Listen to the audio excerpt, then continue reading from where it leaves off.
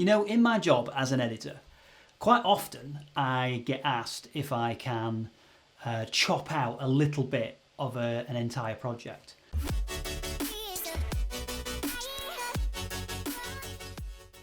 It used to be that you would, you know, there are plenty of different ways of doing it, but one of the simplest ways of doing it obviously is just to cut your project and then delete whatever's there, output it, and then click undo and all the rest of it that you can do. I mean, that's a crazy way of doing things. You're basically getting rid of the entire edit. And the longer and longer an edit gets and the more complicated it gets, there's no way that you're going to want to do that. But there is a really, really, really simple way of chopping out a tiny little bit of your full timeline and exporting that without actually messing around with your actual timeline. So, quickly, let's have a look at how you can save yourself a load of time with this really, really, really, really, really easy trick. And it's built into Premiere Pro, which is amazing. Also, I just want to point out, if you're an Apple fan and you love Final Cut Pro, this is basically, it's the same principle within Final Cut Pro as well. So let's jump into Premiere now and let's have a quick look at how we do it.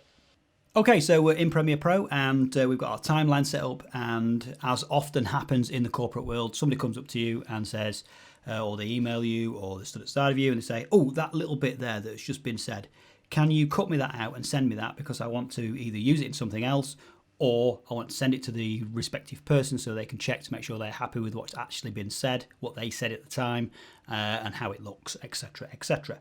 Now, there are a couple of ways of doing it. Most notably, the way would be to start chopping away at your timeline. So you'd be deleting clips left, right, and center, and just basically re-editing or creating an entirely new sequence, copy and pasting that bit in and editing, basically editing a small video for them to do.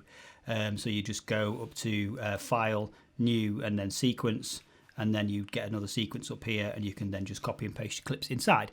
That, of course, is a terrible idea because the more complicated your timeline gets, obviously, the more complicated it is, the more difficult it will be to put it all back together or get all out the bit that you want out. So the easiest way of doing that is to use the inbuilt features of Premiere Pro.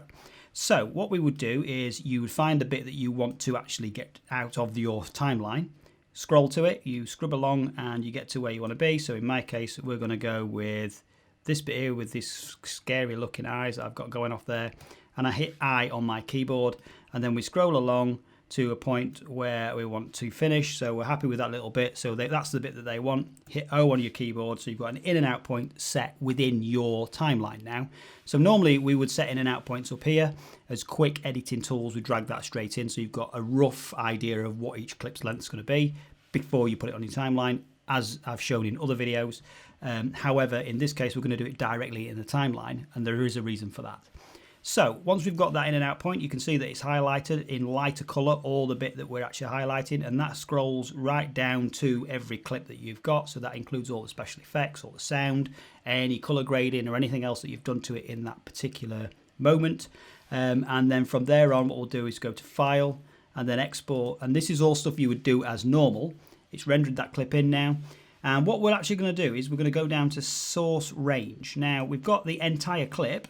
Now, that will export the entire clip, so that's the entire movie, so your entire timeline goes out. Or we go to select Sequence In and Out. Now, Sequence In and Out will only export that selection that you've made. So let me just drag that off a sec. So it's only going to export this little bit. And you can see from that there, down in this corner, you can see the in and out points. You can get the times of where it starts and where it finishes, and it's going to fit it into your screen. The fit is this bit here, and this is going to correct for aspect ratio. So you can turn that on, and that means it will correct the footage to the correct aspect ratio that you're exporting.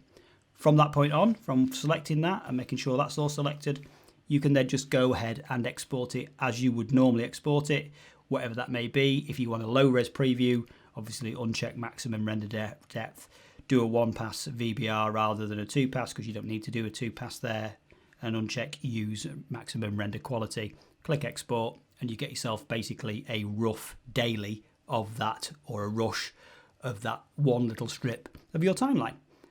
Super, super good tip that. It really does save you an absolute mind-boggling amount of time, because as an editor, you'll know that you do get asked no end of times, oh, just cut me that little bit out, I want that to that, just cut me that out and send me that because I want to review that, or I want to send it on to somebody else. And it's just one of those things that you get asked to do over and over and over again. It's just so easy to do, and it just doesn't alter your workflow in any way, shape or form. It just lets you get on with it. So with that, I hope you did enjoy it. Hope you found it useful. Please do like and subscribe below, and I'll see you guys next time. Peace!